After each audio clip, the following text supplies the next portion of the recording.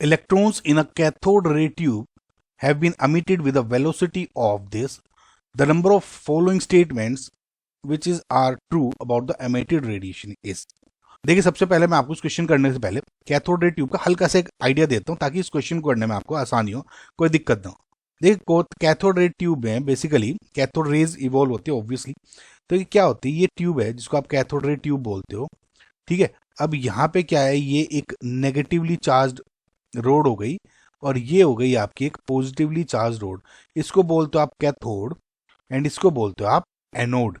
Okay, अब ये obviously charge है, इसमें आप करंट पास कर रहे हो तो इस तरह से, ठीक है। अंदर जो ये देखिए इलेक्ट्रॉन है, किसी भी मटेरियल की हो सकती है, it doesn't matter. I mean किसी भी मतलब मेटल होना चाहिए ऑब्वियसली, लेकिन क्या होना चाहिए इतनी इंपॉर्टेंस नहीं है। और प्लस जो अंदर जो एयर है is at very very low pressure.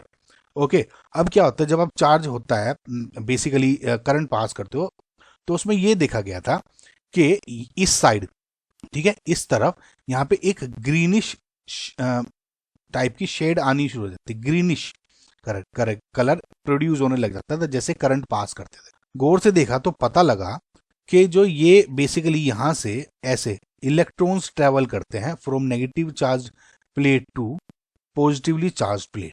Okay, और इन प्लेट इलेक्ट्रॉन्स ट्रेवल कर रहे हैं यहाँ से यहाँ, और रेज को क्या बोलते हो, इलेक्ट्रॉन ट्रेवल या जो ये रेज हैं बेसिकली ये जो यहाँ पे शेड डालते हैं इसको बोला गया कैथोड रेज।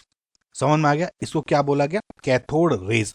नाउ इसमें अलग और चीज और है कि जो मटेरियल होता है वो इलेक्ट्रोड का, इस पे जो क्या रेज होंगी, कैथोड रेज के जो प्रॉपर्टीज हैं वगैरह वगैरह, इस पे मटेरियल पे नो डिपेंडेंसी होती है, कोई डिपेंडेंसी नहीं होती।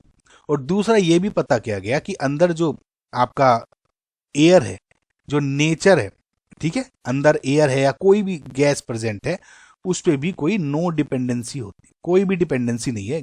तो अल्टीमेटली ये हुआ क्योंकि ये अल्टीमेटली है तो इलेक्ट्रॉन्स ही, तो इलेक्ट्रॉन्स ही इंडिपेंडेंट होते हैं नेचर की, ये प्रॉपरली समझ रहे हो मेरी बात।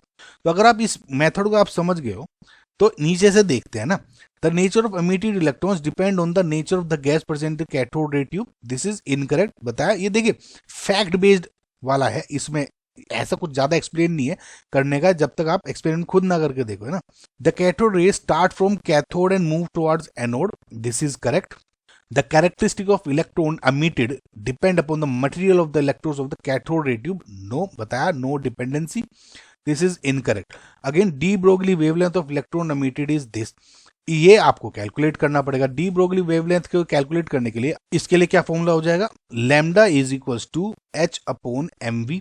ओके, सो ये वेवलेंथ की होगी आपकी इलेक्ट्रॉन की, तो एच इक्वल्स टू क्या हो गया आपका प्लैंक्स कांस्टेंट, जिसकी वैल्यू होगी 6 इंटू 10⁻34 गिवन भी है, divided by mass of electron, और क्योंकि इलेक्ट्रॉन ही ट्रेवल कर रहा है तो 9 इंटू 10⁻31, और वेलोसिटी आपको दी हुई है 1000 मीटर पर सेकेंड रख लिया। इसको कैलकुलेट करोगे आपका आ जाएगा 666.67 इंटू 10⁻9 मीटर, ठीक है। नैनोमीटर में क्या गया है, तो यानी ऑब्वियसली 666.67 नैनोमीटर आपका आंसर आ गया।